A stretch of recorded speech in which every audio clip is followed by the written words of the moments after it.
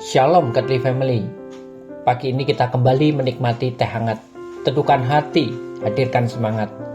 Dasar firman Tuhan hari ini diambil dari kitab Kejadian pasal ke-39 ayat 1 sampai ke-23. Namun saya akan membacakan ayat yang kedua dan 23 saja. Demikian firman Tuhan. Tetapi Tuhan menyertai Yusuf, sehingga ia menjadi seorang yang selalu berhasil dalam pekerjaannya. Maka tinggallah ia di rumah tuannya, orang Mesir itu. Ayat 23. Dan kepala penjara tidak mencampuri segala yang dipercayakannya kepada Yusuf, karena Tuhan menyertai dia, dan apa yang dikerjakannya dibuat Tuhan berhasil. Demikian jauh firman Tuhan. Berbahagialah kita yang membaca dan merenungkannya. Godly Family yang terkasih, Yusuf adalah orang pilihan Tuhan yang hidup dalam kebenaran. Walaupun bukan berarti ia terhindar dari segala macam kesukaran hidup. Alkitab mengisahkan tentang perjalanan hidup Yusuf yang penuh diwarnai dengan berbagai pergumulan berat.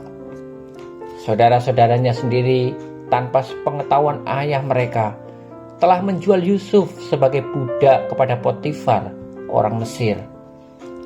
Di rumah Potifar, orang Mesir, ia difitnah oleh istri Potifar sendiri karena gagal merayu Yusuf untuk mau tidur dengannya, yang akhirnya memaksa Yusuf mendekam di penjara. Meski melewati berbagai ujian, Tuhan senantiasa menyertai kehidupan Yusuf. Dan penyertaan itulah yang membuat Yusuf menjadi orang yang selalu berhasil dalam pekerjaannya. Kejadian 39 ayat yang kedua. Tetapi Tuhan menyertai Yusuf, sehingga ia menjadi seorang yang selalu berhasil dalam pekerjaannya. Firman Tuhan ini jelas menyatakan bahwa yang membuat Yusuf selalu berhasil adalah karena penyertaan Tuhan, dan bukan karena kehebatan dirinya sendiri.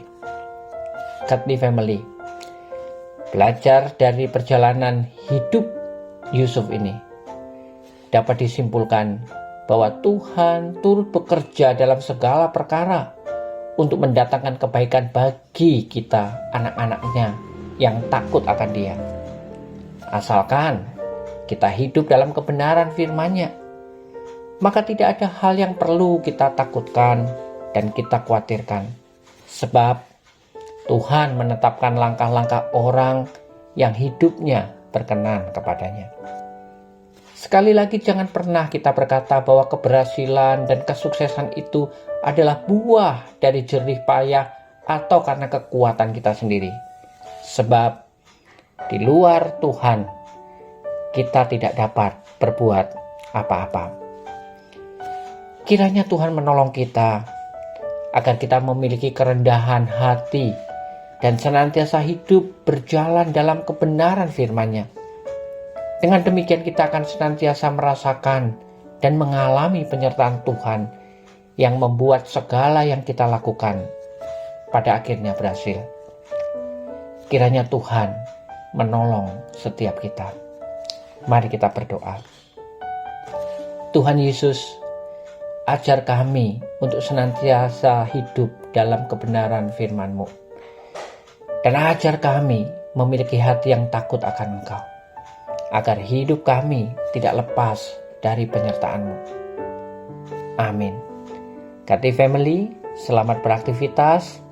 Tuhan Yesus menyertai dan memberkati Anda sepanjang hari ini.